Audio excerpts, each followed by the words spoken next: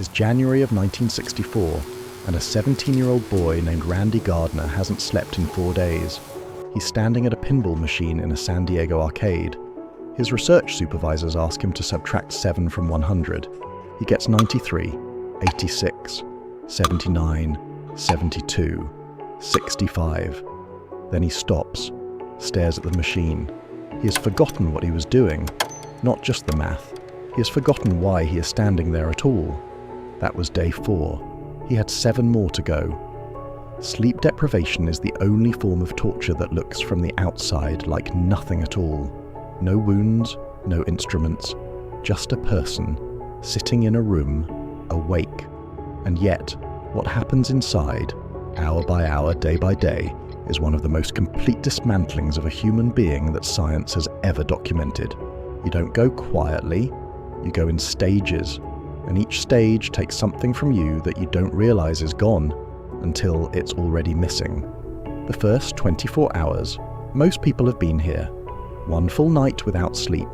You know what it feels like. Gritty eyes, slower thoughts, a world slightly fogged. What you probably don't know is what's actually happening underneath. Within 16 hours of waking, your brain begins restricting blood flow to the prefrontal cortex, the region responsible for judgment, impulse control, and the ability to predict the consequences of your actions. Researchers using functional MRI can watch it happening in real time, the frontal lobes dimming like lights on a circuit losing power. At the same time, the amygdala, your brain's threat detection center, becomes 40% more reactive.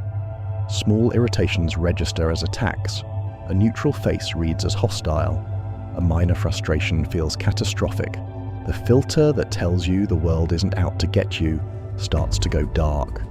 After 24 hours without sleep, your cognitive performance is equivalent to a blood alcohol level of 0.1%. That's legally drunk in most jurisdictions on Earth.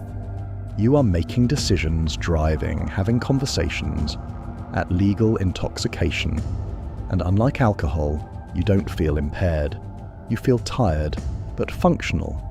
That's the part that makes it dangerous. Your ability to assess your own performance is exactly what has been taken.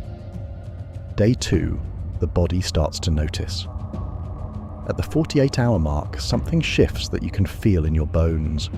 The brain begins releasing cortisol in a sustained, continuous flood rather than its normal morning pulse. At chronic elevated levels, cortisol does something specific and destructive. It begins breaking down muscle protein for fuel. Your body has made a calculation. Maintaining your muscles is a luxury it can no longer afford. The immune system makes its own misreading. Inflammatory proteins spike in the bloodstream, not because you're sick, but because sleep deprivation and infection look identical to the immune system.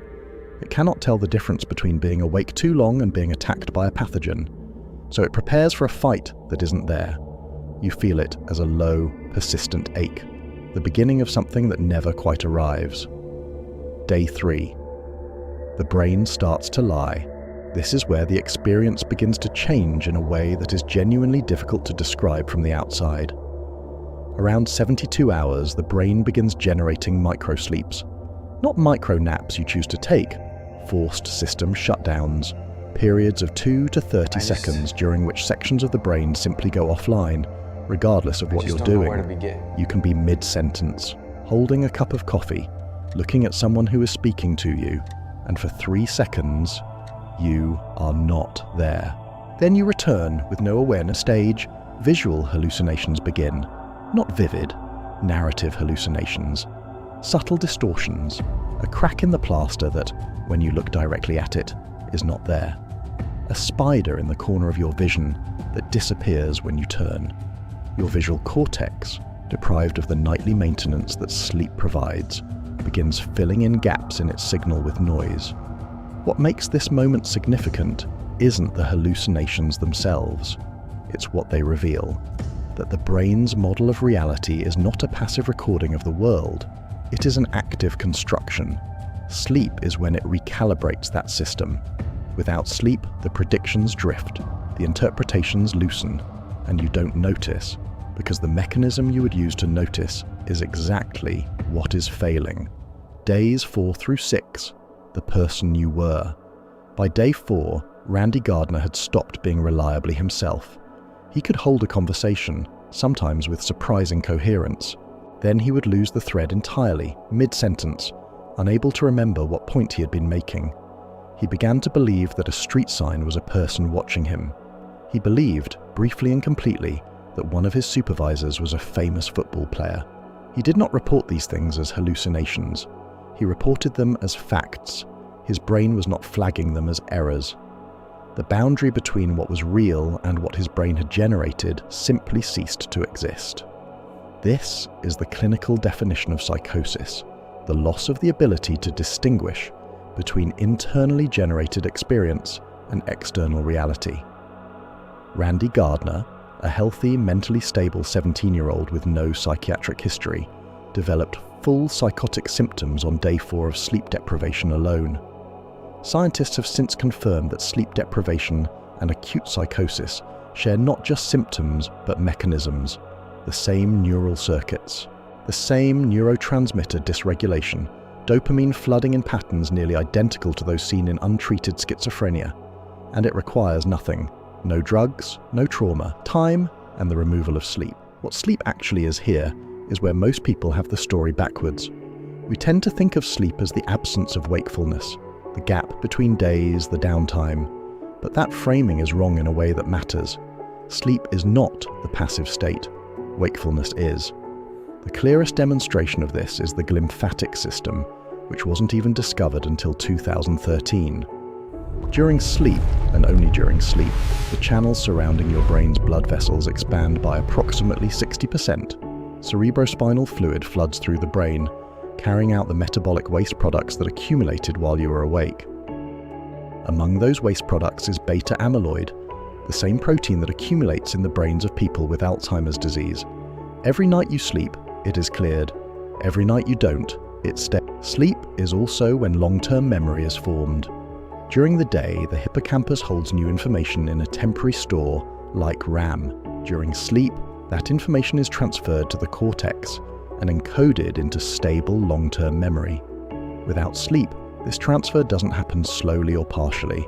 It doesn't happen at all. Days 7 through 11. The thinning.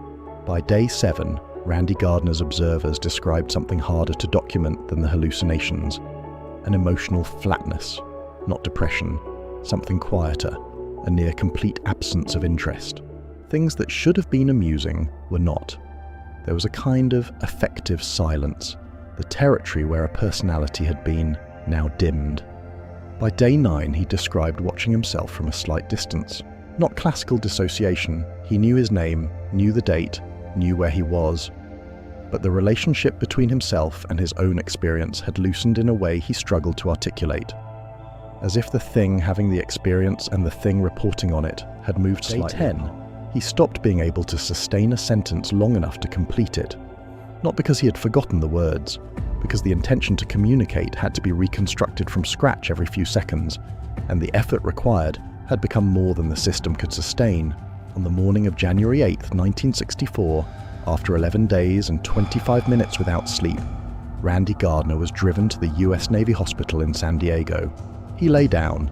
He slept for 14 hours and 40 minutes, and then he woke up, and he was broadly fine. No lasting cognitive damage was documented.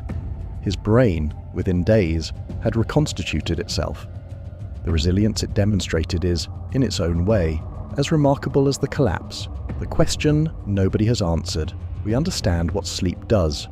The glymphatic clearance, the memory consolidation, the immune regulation, the metabolic restoration. We know sleep has been conserved across 500 million years of evolution. Every mammal sleeps. Every bird. Sleep leaves an organism unconscious and vulnerable for a third of its life. That is an enormous evolutionary cost. Nothing that costs that much persists unless the alternative is worse. We just don't fully understand why it requires that you stop. Why can't the glymphatic system run while you're awake? Why does memory consolidation require unconsciousness? Sleep scientists will tell you honestly that they don't know. The leading hypothesis is that waking consciousness generates so much metabolic and informational noise that the maintenance processes literally cannot run alongside it. Sleep isn't a pause in your life. It's a prerequisite for it. The last thing, there is a disease called fatal familial insomnia. A prion, a misfolded protein, attacks the thalamus, the brain region that regulates sleep. It is hereditary. It has no treatment, no cure. People who carry the mutation begin experiencing insomnia in their late 30s or 40s. The sleeplessness worsens progressively over months. Hallucinations begin. Then dementia. Then a comatose state that is still not sleep. Then death. The entire course spans 12 to 18 months. Not from organ failure, not from infection, from the inability to sleep. It removes, with terrible clarity, any remaining question about whether sleep is optional. Sleep is not rest. It is not downtime. It is the mechanism by which your brain clears its waste, consolidates what you've learned, repairs what the day broke, and reconstructs each morning the person you are going to be. Randy Gardner slept for 14 hours, and then he woke up. And he was still himself. Most of us never fully appreciate how much work goes into making that continuity possible, or how quietly every night it is done. Don't forget to like and subscribe so you don't miss other fascinating stories that nobody talks about.